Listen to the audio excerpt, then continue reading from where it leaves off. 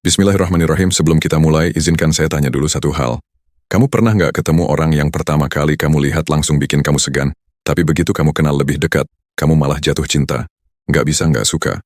Nah, itu persis yang dideskripsikan para sahabat tentang Nabi Muhammad SAW. Dan hari ini kita akan baca satu bab yang luar biasa. Bab yang menggambarkan siapa beliau sebenarnya, bukan dari sisi fisiknya saja, tapi dari dalamnya, dari akhlaknya, dari cara beliau duduk, cara beliau makan, cara beliau berjalan, cara beliau memperlakukan orang lain. Ini adalah bab ketiga dari kitab yang sedang kita pelajari. Judulnya, Fi sifatihil batinati wa akhlaqihil zahirati wa adabihil bahira. Tentang sifat-sifat batinnya, akhlak zahirnya, dan adab-adabnya yang menakjubkan. Tiga hal yang disebut di sini. Pertama, sifat batiniyah, yaitu apa yang ada di dalam diri beliau, keberanian, kesabaran, kejujuran, semua yang lahir dari dalam hati. Kedua, akhlak zahiriyah, yaitu bagaimana sifat batin itu terpancar keluar lewat tingkah laku nyata yang bisa dilihat orang. Ketiga, adab yang menakjubkan. Kata al-bahira artinya yang memukau, yang bikin orang kagum dan terpana. Jadi bab ini bukan sekadar daftar sifat. Ini adalah potret hidup. Penulis kitab membuka dengan kalimat yang indah sekali. Qad zayyanahullahu bil khuluqil karim. Sungguh Allah telah menghiasi beliau dengan akhlak yang mulia. Perhatikan kata zayyana artinya menghiasi, memperindah. Siapa yang menghiasi? Allah. Bukan orang tuanya, bukan lingkungannya, bukan sekolahnya. Allah sendiri yang langsung turun tangan mendandani beliau dengan akhlak terbaik. Dan penulis melanjutkan. Thumma adhafa dhalika ilaihi faqala subhanahu. Kemudian Allah menyandarkan hal itu kepadanya, maka Dia yang Maha Suci berfirman. Ini poin yang halus tapi dalam. Allah bukan cuma memberi akhlak mulia kepada Nabi, tapi Allah juga menyebut itu di dalam Al-Quran, menyandingkan nama Nabi dengan pujian langsung dari langit. Ayatnya adalah, Wa innaka la'ala khuluqin azim. Dan sesungguhnya kamu benar-benar berbudi pekerti yang agung. Surah Al-Qalam ayat 4. Coba bayangkan, ini bukan manusia yang memuji manusia lain. Ini Allah yang memuji hambanya langsung di dalam kitab suci yang dibaca miliaran orang sampai hari kiamat. Dan pujiannya bukan kamu baik, bukan kamu sopan, tapi kamu berada di atas akhlak yang agung.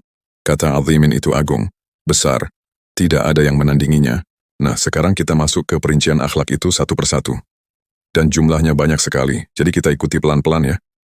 Famin makarimi akhlaqihi wa mahasini adabih. Maka di antara kemuliaan akhlaknya dan kebaikan adabnya, dua kata ini disebut bersamaan untuk menegaskan bahwa akhlak beliau itu bukan hanya mulia, tapi juga indah.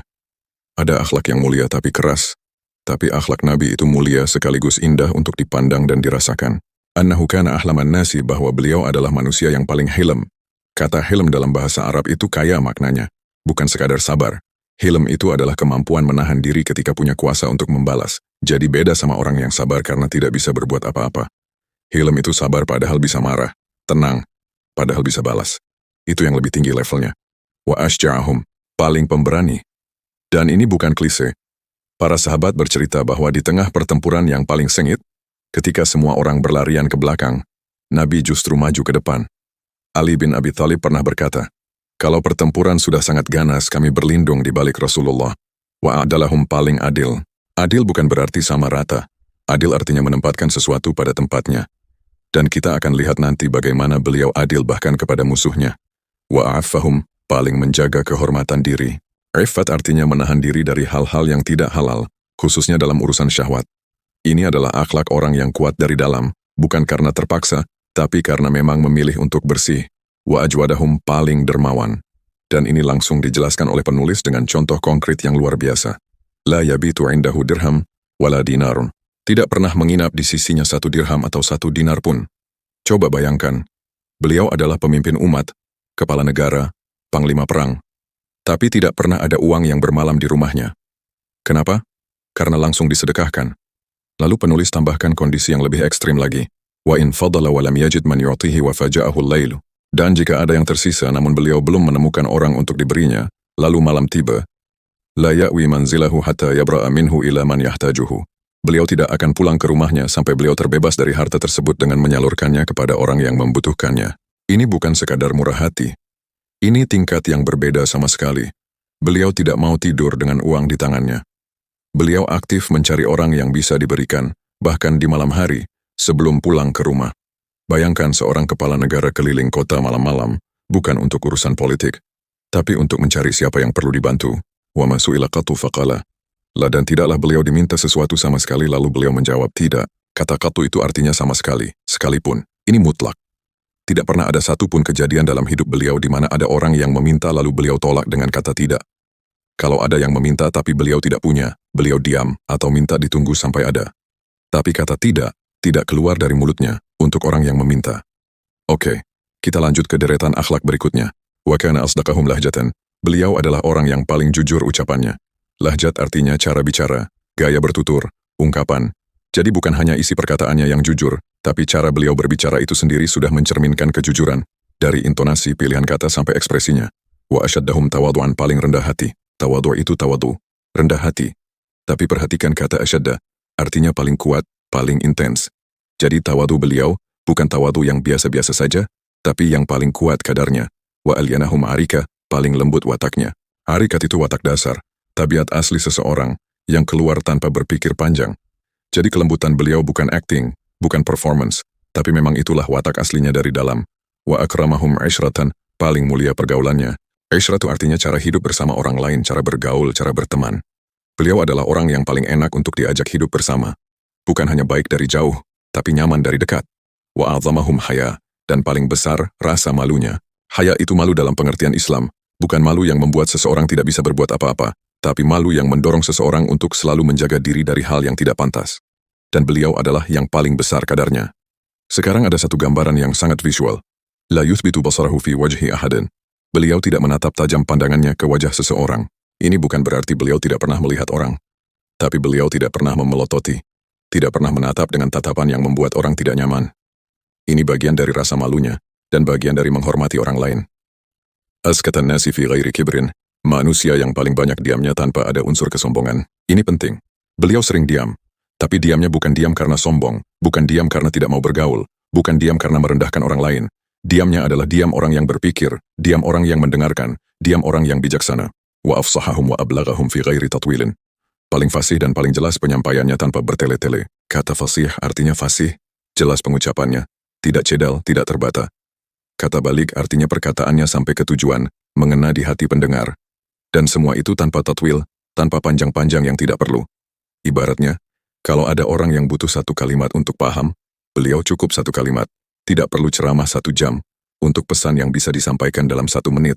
Masih ikut ya, kita lanjut. Yaqbalul hadiyata walau jur'ata labanin wa fakhidha arnabin. Beliau menerima hadiah, meskipun hanya seteguk susu atau paha kelinci. Ini menunjukkan bahwa beliau tidak pernah merendahkan pemberian orang, sekecil apapun. 1 teguk susu paha kelinci bukan sesuatu yang bernilai tinggi, tapi beliau terima dengan senang hati. Wa yukafi'u 'alaiha bi aktsara wa ya'kuluha. Dan beliau membalas hadiah tersebut dengan yang lebih banyak, serta memakannya. 2 hal sekaligus. Pertama, beliau membalas lebih banyak, ini bentuk menghargai si pemberi. Kedua, beliau memakannya, ini membuktikan bahwa penerimaannya tulus, bukan sekadar basa-basi. Wala ya'kulus sadaqata, namun beliau tidak memakan sedekah, ini adalah ketentuan syariat. Nabi dan keluarganya tidak boleh menerima zakat atau sedekah wajib, karena itu adalah harta yang disucikan dari kotoran-kotoran orang yang berzakat. Maka beliau tidak memakannya. Yaghdabu li rabbihi la li nafsih. Beliau marah demi Tuhannya, bukan demi dirinya sendiri. Ini salah satu kalimat paling dalam di bab ini. Beliau bisa marah. Tapi marahnya bukan karena kepentingan pribadi dilanggar. Marahnya adalah ketika batas-batas Allah dilanggar, ketika hak Allah diabaikan. Kalau dirinya yang disakiti, beliau maafkan. Tapi kalau Allah yang dilanggar, di situ beliau bangkit. Yunfidul haqqa wa in 'ada bid-darari 'alaihi. Beliau melaksanakan kebenaran meskipun hal itu mendatangkan kerugian atas dirinya. Ini bukan teori. Ini hidup beliau. Ketika perjanjian Hudaibiyah ditandatangani dan tampaknya sangat merugikan kaum muslimin, beliau tetap jalankan karena itu adalah keputusan yang benar.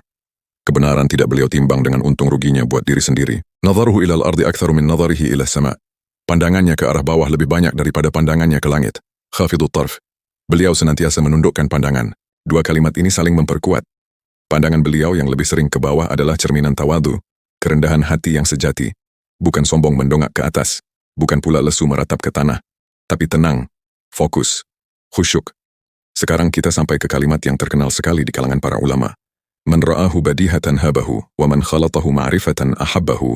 Barang siapa yang melihatnya pertama kali niscaya segan. Barang siapa yang mengenalnya dengan baik niscaya mencintainya. Ini paradoks yang indah. Biasanya orang yang menakutkan dari jauh itu menyebalkan dari dekat. Dan orang yang terlihat biasa dari jauh itu baru kelihatan indahnya dari dekat. Tapi Nabi melampaui keduanya. Dari jauh bikin segan karena wibawanya. Dari dekat bikin cinta karena lembutnya. Raqiqul basyarati latiful zahiri wal batin. Kulitnya halus lembut zahir maupun batinnya. Raqiq itu halus tipis sensitif. Kulit beliau halus tapi penulis tidak berhenti di situ. Lanjutkan ke latiful zahiri wal batin, lembut lahir dan batin. Jadi kelembutan beliau bukan hanya soal fisik tapi menyeluruh. Yu'rafu fi wajhihi ghadabuhu wa ridahu. Dapat diketahui dari raut wajahnya kapan beliau marah dan kapan beliau rida. Beliau tidak menyembunyikan perasaannya di balik topeng. Apa yang beliau rasakan terpancar di wajah. Ini bukan kelemahan, ini kejujuran yang total, bahkan di level ekspresi. Wa idza ahamahu amrun aktsara min massi lihyatih. Dan apabila ada urusan yang membuatnya gundah, beliau akan sering memegang jenggotnya. Ini detail yang sangat manusiawi. Kita semua punya kebiasaan tertentu ketika sedang berpikir keras. Ada yang garuk kepala, ada yang gigit bibir, ada yang main-mainkan pena. Nabi, kalau sedang gundah memikirkan sesuatu, beliau pegang jenggotnya. Ini bukan kekurangan, ini menunjukkan beliau adalah manusia yang benar-benar berpikir dan merasakan. Yatakallamu bikalamin bayyinin faslin, yahfadhuhu man sami'ahu. Beliau berbicara dengan perkataan yang jelas dan terperinci, yang mudah dihafal oleh orang yang mendengarnya. Bayyin artinya jelas, tidak ambigu. Fasla artinya terpisah-pisah dengan baik. Setiap kata jelas bunyinya, setiap kalimat jelas ujungnya. Sehingga yahfadhuhu man sami'ahu. Orang yang mendengar bisa langsung menghafalnya. Wa yu'idul kalimata thalathan ahyanan litu'aqala anhu. Terkadang beliau mengulang perkataannya 3 kali agar dapat dipahami darinya. Ini juga salah satu teknik mengajar beliau.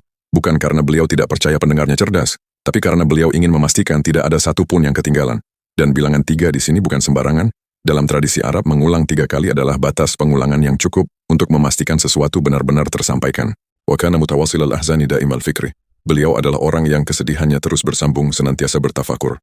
Ini bukan berarti beliau hidup dalam depresi. Kata hazan di sini lebih tepat dipahami sebagai kekhawatiran mendalam tentang nasib umat, tentang akhirat, tentang tanggung jawabnya sebagai nabi. Itulah yang membuat beliau tidak pernah benar-benar santai.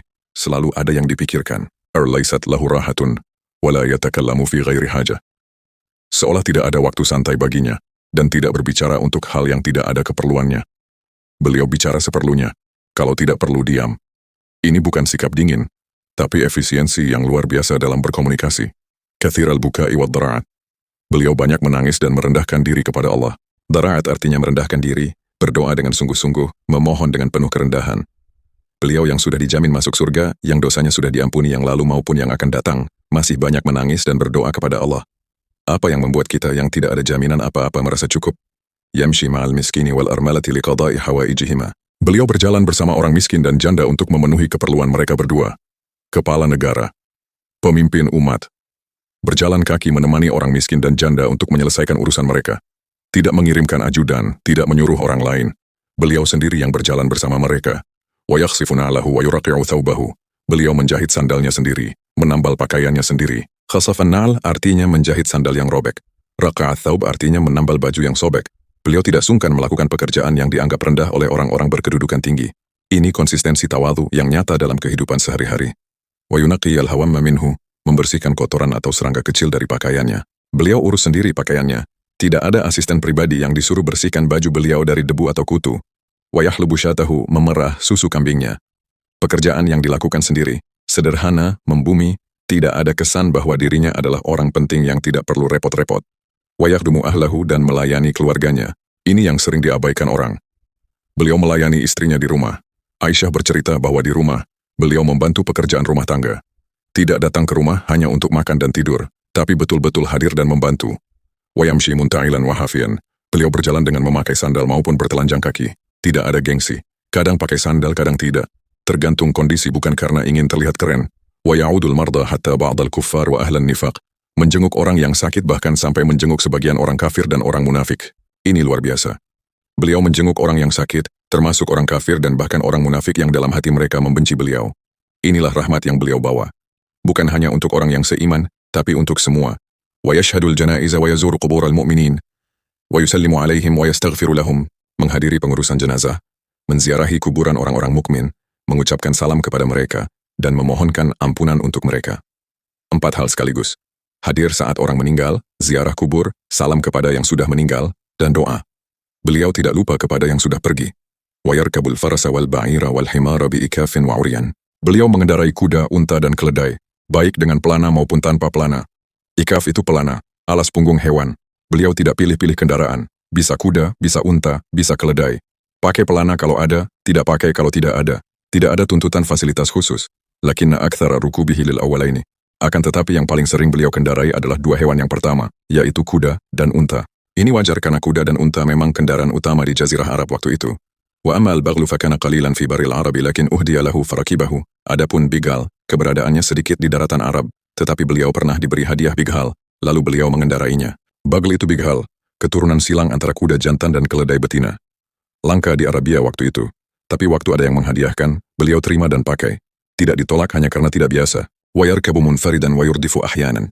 Khalfahu abdahu wa zawjatahu wa ghairahuma. Beliau berkendara sendirian, dan terkadang memboncengkan di belakangnya hambanya, istrinya, dan selain keduanya. Pemimpin yang mau membonceng hambanya, ini bukan simbolik semata. Ini cara hidup yang betul-betul beliau jalani. Wa yujalisul faqira wa yuwakilul miskin. Beliau duduk bergaul bersama orang fakir, makan bersama orang miskin. Yuwakil artinya makan bersama dalam satu tempat.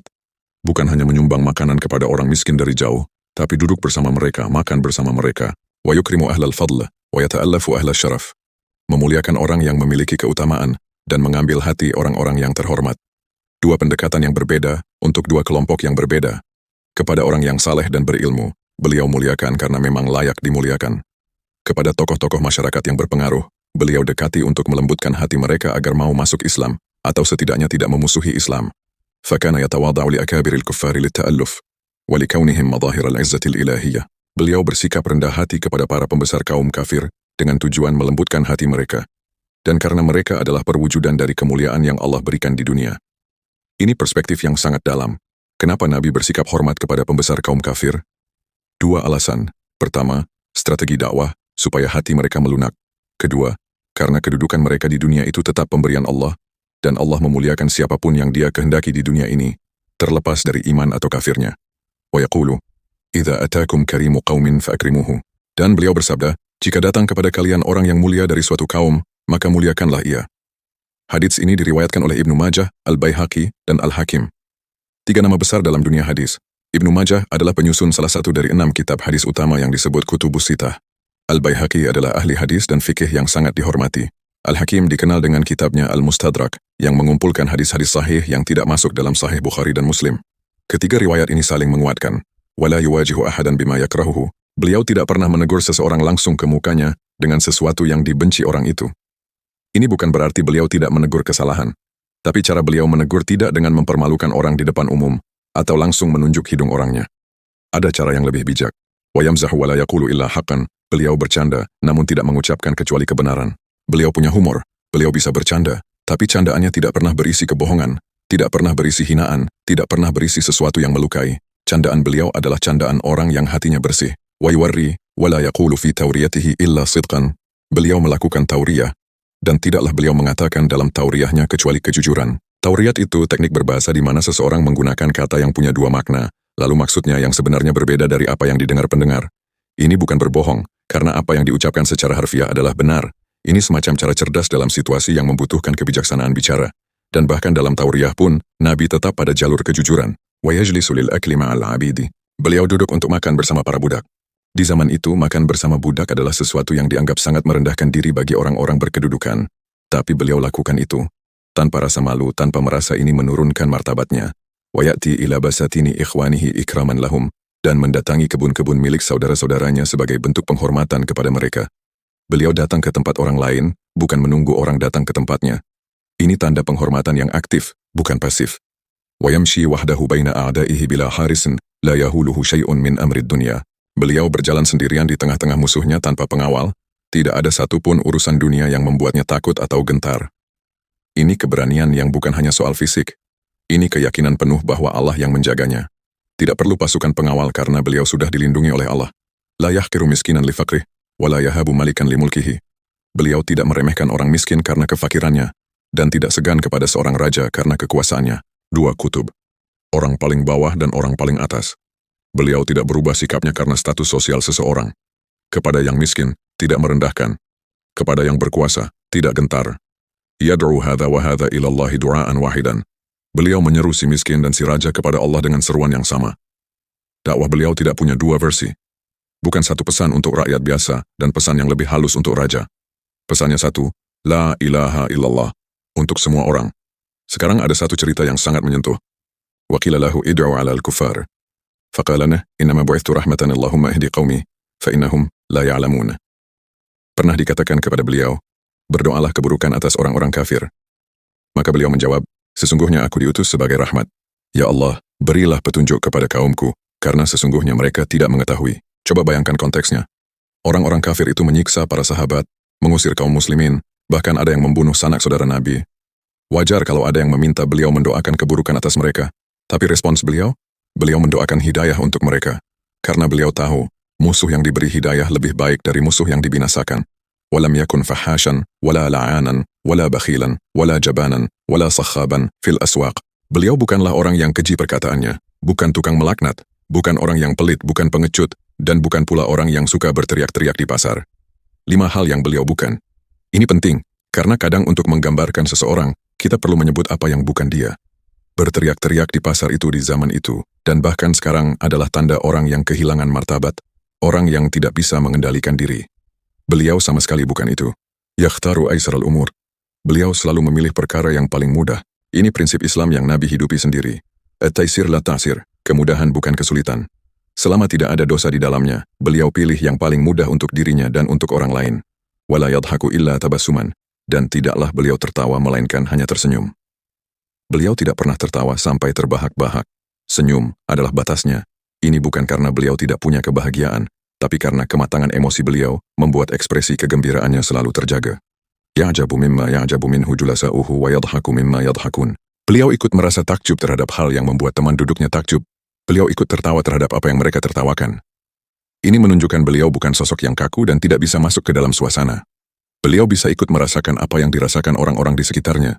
Bisa ikut takjub, bisa ikut tertawa. Wa yadhkuruna ma kana minhum fil jahiliyati fayatabassamu. Dan terkadang mereka menceritakan kejadian yang mereka alami di masa jahiliyah, maka beliau pun tersenyum. Beliau tidak kaku dalam merespon cerita-cerita masa lalu para sahabat. Beliau ikut tersenyum. Ini kehangatan yang nyata dalam pergaulan. Qad wasi'an nasa khuluquhu, fahum fil haqqi indahu sawa'un.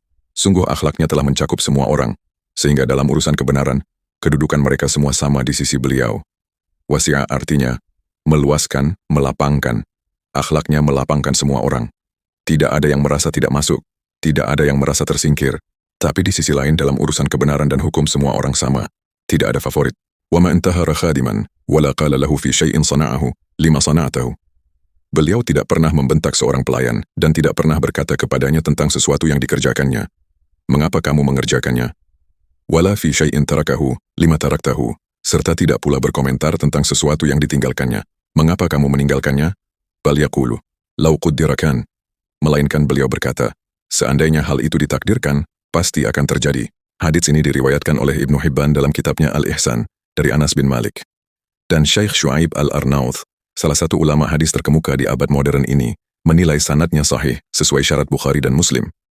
Ini artinya kualitas hadisnya sangat tinggi. Apa maknanya? Ketika pelayan berbuat kesalahan atau lalai, Nabi tidak marah, tidak memarahi. Beliau berkata dengan tenang, bahwa segala sesuatu yang terjadi adalah atas izin Allah. Kalau memang Allah takdirkan hal ini terjadi, ya memang begitulah. Ini adalah iman kepada takdir yang tidak digunakan sebagai alasan untuk malas, tapi digunakan sebagai dasar untuk tetap tenang dalam menghadapi hal yang tidak sesuai harapan. Wala daraba biyadihi ahadan illa fil jihadi. Beliau tidak pernah memukul siapapun dengan tangannya kecuali dalam jihad. Tangan beliau tidak pernah digunakan untuk menyakiti orang lain di luar medan perang. Bukan untuk menghukum istri, bukan untuk memukul pembantu, bukan untuk memberi pelajaran fisik kepada siapapun. Majlisuhu, majlisu hilmin wa sabrin wa haya. Majelisnya adalah majelis yang penuh kelembutan, kesabaran, dan rasa malu. 3 kata ini menggambarkan atmosfer majelis beliau. Orang yang datang ke majelis beliau merasakan semuanya.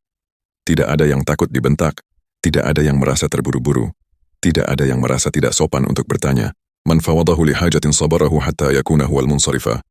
Barang siapa yang membicarakan suatu keperluan kepadanya, beliau melayaninya dengan sabar sampai orang tersebut yang memutuskan pergi meninggalkannya. Beliau tidak pernah yang duluan pamit saat ada orang yang sedang membutuhkan waktunya. Beliau tunggu sampai urusan selesai, sampai orang itu sendiri yang merasa sudah cukup dan pergi. Wa ma akhadha ahadun biyadihi fayursilaha hatta yursilaha al-akharu.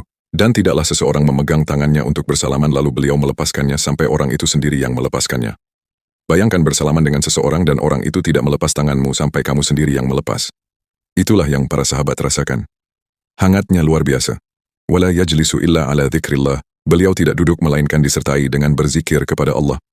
Setiap momen duduk adalah momen mengingat Allah. Tidak ada waktu yang kosong dari zikir. Wa kana aktsaru julusihi mustaqbilan muhtabiyan biyadayh. Dan posisi duduknya yang paling sering adalah menghadap, dengan posisi ihtiba menggunakan kedua tangannya. Ihtiba itu posisi duduk merangkul kedua lutut ke dada dengan tangan atau kain.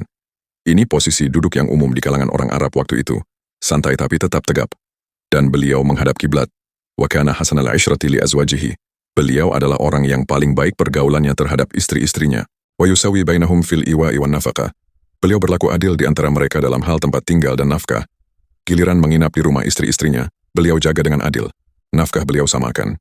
Ini adalah keadilan yang nyata dalam kehidupan berumah tangga yang sangat kompleks. Wa ammal mahabbatu fayaqulu, Allahumma hadha qasmi fima amliku fala talumni fima tamliku wala amliku. Adapun dalam hal cinta beliau berdoa, Ya Allah, inilah pembagianku pada apa yang aku miliki, maka janganlah engkau mencelaku pada apa yang engkau kuasai sedangkan aku tidak menguasainya. Hadits ini diriwayatkan oleh Abu Dawud, At-Tirmidzi, An-Nasai, dan Al-Hakim, semuanya dari Aisyah. Al-Hakim dan Az-Zahabi menyahihkannya. Ini adalah kejujuran yang luar biasa dari seorang nabi kepada Allah. Beliau katakan, apa yang bisa beliau kendalikan, yaitu giliran tinggal dan nafkah, sudah beliau bagi adil. Tapi kecenderungan hati, itu bukan di tangannya. Itu urusan Allah. Dan beliau tidak mau dianggap bersalah atas sesuatu yang tidak bisa beliau kendalikan. Ya'nil mahabbata wal jima'ah, yakni berkaitan dengan cinta dan hubungan biologis. Wa kana yabda'u man laqiyahu bis-salami hatta sibyan. Beliau selalu mendahului mengucapkan salam kepada orang yang dijumpainya, bahkan kepada anak-anak kecil. Pemimpin umat yang duluan salam kepada anak-anak. Ini bukan hanya rendah hati, ini mendidik para sahabat bahwa salam bukan soal siapa yang lebih tinggi kedudukannya, tapi siapa yang lebih cepat memberi kebaikan. Wa yu'thiru ad-dakhila biwisadatihi, wa yabsutu lahu thawbahu. Beliau memuliakan tamu yang datang dengan memberikan bantalnya sendiri, dan menggelarkan pakaiannya untuk duduk tamunya. Fa in aba azama alaihi hatta yaf'ala. Jika tamu itu menolak, beliau akan memintanya dengan sungguh-sungguh hingga tamu itu bersedia melakukannya. Azam artinya memaksa dengan cara yang baik, mendesak dengan penuh kesungguhan. Jadi beliau tidak menyerah kalau tamunya menolak dengan sopan. Beliau tetap insist sampai tamunya mau. Wala yaqulu fir ridha wal ghadabi illa al-haqqa. Beliau tidak berkata saat dalam keadaan senang maupun marah melainkan hanya kebenaran. Banyak orang yang berkata jujur saat tidak ada kepentingan. Tapi saat marah atau saat sangat senang, yang keluar bisa berlebihan, bisa tidak akurat. Beliau tetap benar dalam keduanya. Wa idza wa'adha ihmarrat 'ainahu wa 'ala sautuhu ka'annahu mundhiru jaish. Apabila beliau memberikan nasihat, kedua matanya memerah dan suaranya meninggi seolah-olah beliau adalah seorang pemberi peringatan pasukan perang. Ini bukan sandiwara. Ini respons fisik dari seseorang yang betul-betul merasakan apa yang disampaikannya. Matanya memerah karena perasaannya sungguh-sungguh. Suaranya meninggi karena pesannya mendesak. Wa idza surastanara wajhuhu ka'annahu qit'atu qamarin.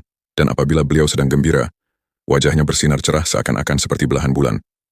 Dari memerah karena serius ke bersinar karena gembira. Wajah beliau adalah cermin jiwanya. Wa kana yuqaddimu ashabahu amamahu wa yamna'u an yamshiya ahadun khalfahu.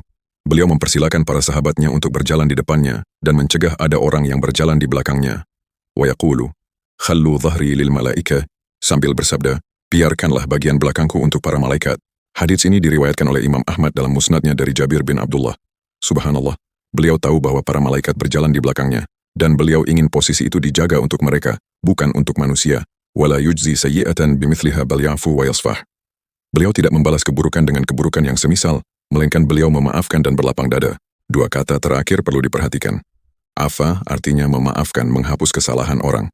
Safaha artinya berlapang dada, meninggalkan urusan itu sama sekali, tidak menyimpan, tidak mengungkit. Jadi bukan hanya dimaafkan di mulut, tapi betul-betul dilepas dari dalam hati. Kita hampir sampai di ujung bab ini. Dan penulis menutupnya dengan kalimat yang sangat bertenaga. Jama'allahu lahu siratal fadilata was siyasata tammatal kamilata. Allah telah menghimpunkan untuknya perjalanan hidup yang utama, serta kecakapan mengurus persoalan, dan memimpin secara sempurna dan utuh. Sirat itu bukan sekadar biografi. Ini adalah keseluruhan cara hidup, perjalanan hidup, karakter yang terpancar dari setiap momen.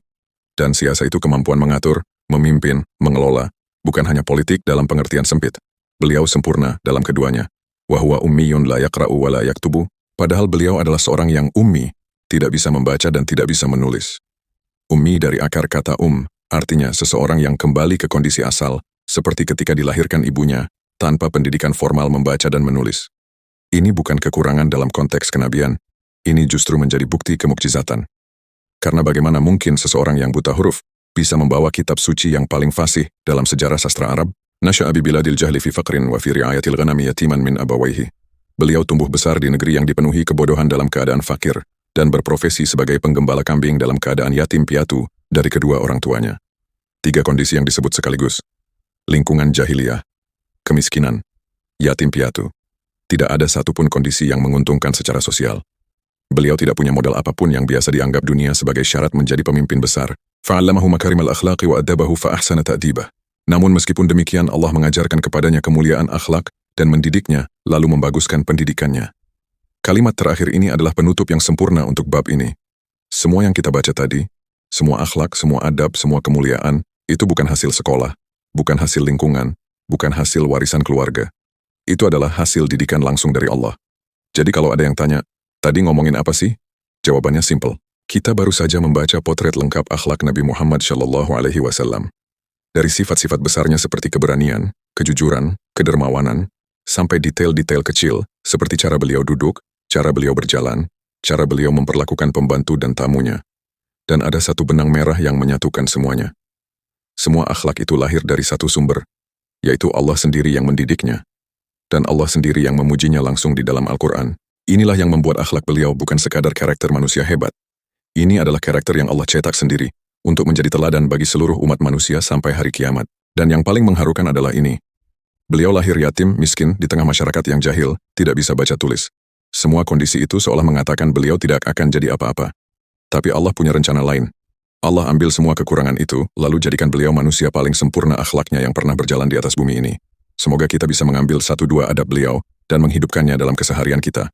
Karena mencintai Nabi bukan hanya memujinya, tapi juga berusaha meneladaninya. Wallahu a'lam bishawab.